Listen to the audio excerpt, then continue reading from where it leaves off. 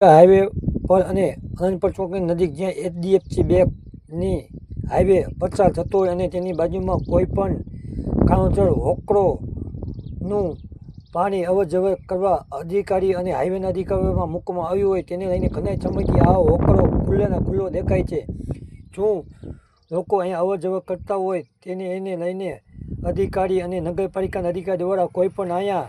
આડત અથવા કોઈપણ નો એન્ટ્રીના બોર્ડ મૂકવામાં આવતા નથી અને ખરેખર અહીંયા રાતના સમયે લોકો અવરજવર કરતા હોય તેને આ હોકળો બહારના વ્યક્તિઓને ખબર પણ ન હોય તો પોતાનું ફૂલ ગતિથી વાહન આવતું હોય તેનું પોતાનું વાહન અહીંયા હોકળામાં પડી શકે તેવી ગંભીર પરિસ્થિતિ નગરપાલિકા અને હાઈવેના અધિકારી દ્વારા માથે લઈને લોકોના જીવન જોખમમાં મૂકવામાં આવે છે. જો અહીંયા અધિકારીવાળા અવરજવર કરતા તેને હું આ હોકળો દેખાતો નહીં અથવા તો પોતે એવું લાગે છે કે અહીંયા કોઈ મોટી દુર્ઘટના બને, કોનો જીવ જોખમમાં મુકાય, પછી અધિકારીઓની આંખ ખુલશે એવું લાગે છે.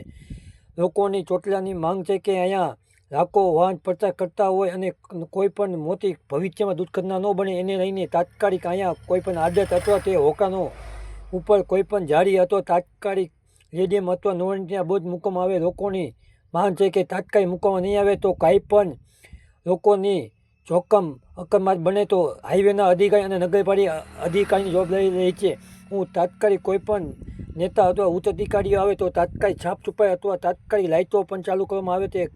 કે તાત્કાલિક નોન એન્ટ્રીના બોર્ડ પણ મૂકવામાં આવે છે. શું એવું લાગે છે આ લોકો દેશના નાગરિક લાગતા નથી એવું લાગે છે?